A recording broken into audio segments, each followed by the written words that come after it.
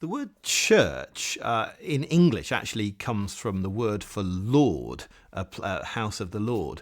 And there's the CH in church actually is a Southern English change, where in Northern English and in Scotland it's called kirk, and it actually relates to the word kurios in Greek.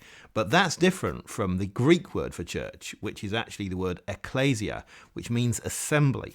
And where that word comes from is actually, it's a Greek word used in the Greek translation of the Old Testament to describe the assembly of the Israelites under the mountain as they're going through the desert, where God calls them together.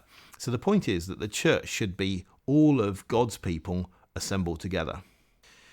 I think there is a sense in the New Testament where people are called out.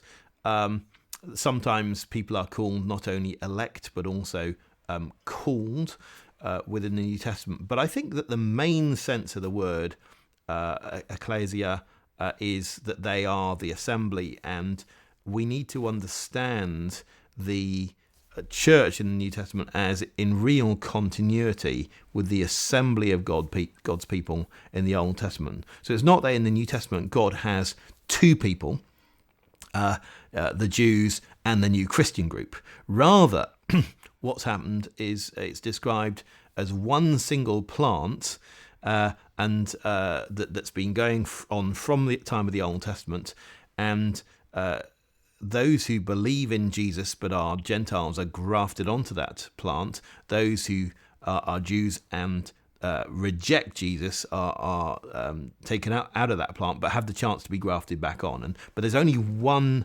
grouping the whole way through that one plant.